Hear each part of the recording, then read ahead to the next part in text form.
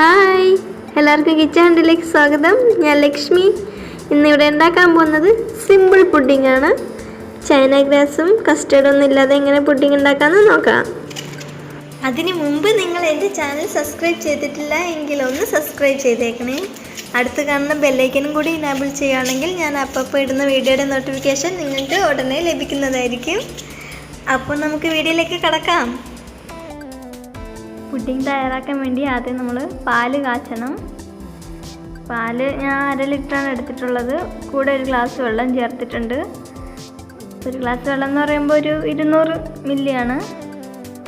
ഇത് നന്നായി ഒന്ന് കാച്ചെടുക്കണം. ഇതിലേക്ക് നമുക്ക് പഞ്ചസാര ചേർത്തെടുക്കാം.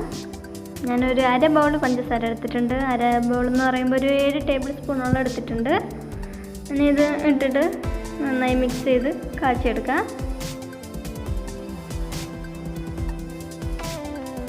ഇതിലേക്ക് ഞാനൊരു 1/4 ടീസ്പൂൺ വാനില എസൻസും കൂടി ചേർക്കുന്നുണ്ട്.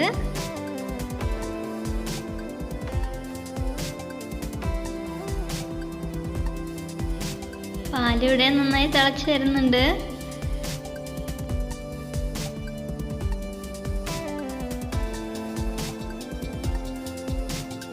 പാലൊന്ന് നന്നായി വെന്ത് കുറുകി വരുന്നവരെ കാച്ചെടുക്കാം.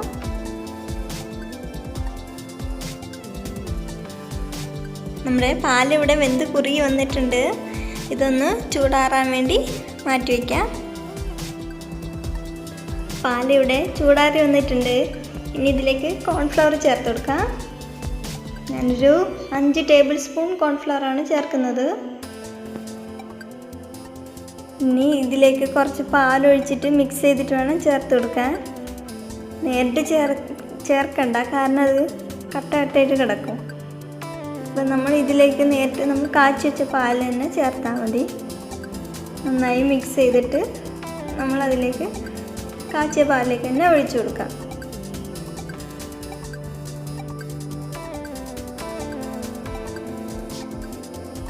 ഇത് നന്നായി മിക്സ് ചെയ്തെടുത്തിട്ടുണ്ട്. ഇനി ഇത് പാലിലേക്ക് ചേർത്ത് കൊടുക്കാം.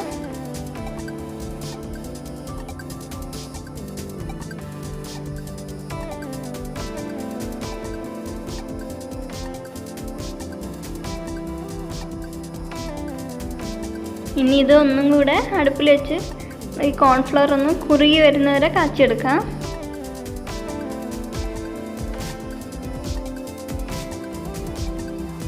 ഇനി നമുക്കിത് നന്നായി മിക്സ് ചെയ്തുകൊണ്ടിരിക്കാം. കോൺഫ്ലവർ ചേർത്തിരിക്കുന്നതുകൊണ്ട് പെട്ടെന്ന് കുറുകി വരും, അടിയും പിടിക്കും. അതുകൊണ്ട് തന്നെ കൈ വിടാണ്ട് നന്നായി ഇളക്കിക്കൊണ്ടിരിക്കണം.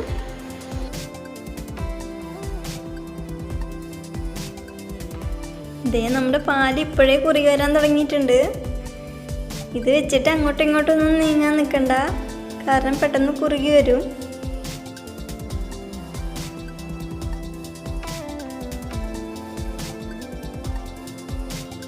പാല് നന്നായി കുറുകി വന്നിട്ടുണ്ട്. ഇനി ഇത് പാത്രത്തിലൊഴിച്ച് സെറ്റാക്കാൻ വയ്ക്കാം. ആദ്യമേ പാത്രമൊക്കെ റെഡിയാക്കി വെച്ചിട്ട് വേണം ഇത് അടുപ്പിൽ വയ്ക്കാൻ.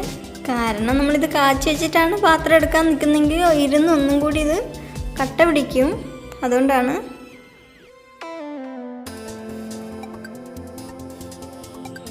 ഞാൻ ബൗളിലാണ് ഒഴിച്ച് സെറ്റാക്കാൻ വയ്ക്കുന്നത്.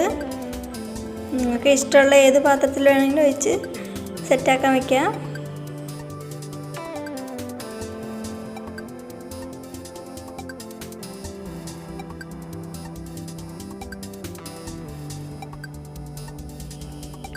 ഇനി ഇതൊന്ന് സെറ്റാകുന്ന നേരം കൊണ്ട് നമുക്ക് മാതളം ജ്യൂസ് റെഡിയാക്കി എടുക്കാം. മാതളം ജ്യൂസാക്കാൻ വേണ്ടി ഞാനിവിടെ 2 മാതളമാണ് എടുത്തിട്ടുള്ളത്. ഇനി ഇതൊരു ജാറിലേക്ക് ഇട്ട് അടിച്ച് ജ്യൂസാക്കി എടുക്കാം. ഇതിലേക്ക് 1 ടേബിൾ സ്പൂൺ പഞ്ചസാരയും കൂടി ചേർക്കുന്നുണ്ട്. മാതളത്തിന് ഓൾറെഡി ഒരു മധുരം ഉണ്ട്, അതുകൊണ്ട് 1 ടേബിൾ സ്പൂൺ മതി. 1/2 ഗ്ലാസ് വെള്ളം കൂടി ചേർക്കുന്നുണ്ട്. ഇനി നന്നായി ഇതൊന്ന് അടിച്ചെടുക്കാം.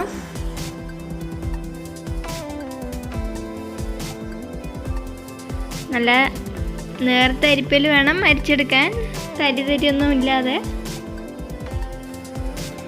നമുക്കിത് മാതളത്തിന് പകരം മുന്തിരിയോ പൈനാപ്പിളോ ഉപയോഗിക്കാം.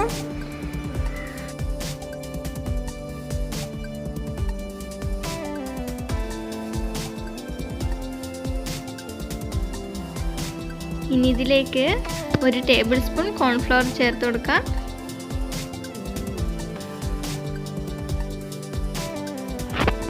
കട്ടകളൊന്നും ഇല്ലാതെ നന്നായി മിക്സ് ചെയ്തെടുക്കണം.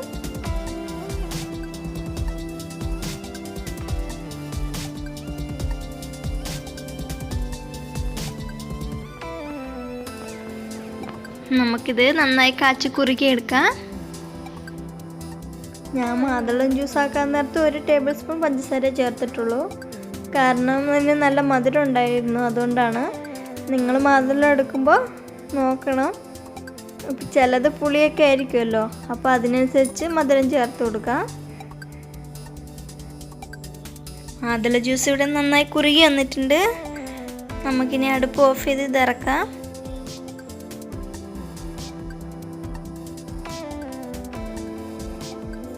ഇനി ഇത് നമുക്ക് നേരത്തെ തയ്യാറാക്കി വെച്ചിരിക്കുന്ന പാലിലേക്ക് ചേർത്ത് കൊടുക്കാം.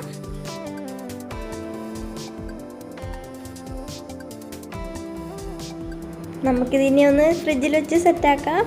2-3 മണിക്കൂർ കഴിയുമ്പോഴത്തേക്ക് സെറ്റാകുന്നതാണ്. നിങ്ങൾക്ക് നട്ട്സ് വല്ലതും ചേർക്കാനുണ്ടെങ്കിൽ ചേർത്ത് ഡെക്കറേറ്റ് ചെയ്യാം. നമ്മുടെ മാതളം പുഡിംഗ് ഇവിടെ സെറ്റായി വന്നിട്ടുണ്ട്. ഇതെല്ലാവരും വീട്ടിൽ ട്രൈ ചെയ്ത് നോക്കണം. തീർച്ചയായും ഇതെല്ലാവരും വീട്ടിൽ തന്നെ ട്രൈ ചെയ്ത് നോക്കണം. ഇഷ്ടമായെങ്കിൽ കമൻറ്റും ലൈക്കും ചെയ്യാൻ മറക്കരുത്. അപ്പോൾ അടുത്ത റെസിപ്പിയായി നമുക്ക് വീണ്ടും കാണാം. ശുഭദിനം. എല്ലാവരെയും ദൈവം അനുഗ്രഹിക്കട്ടെ.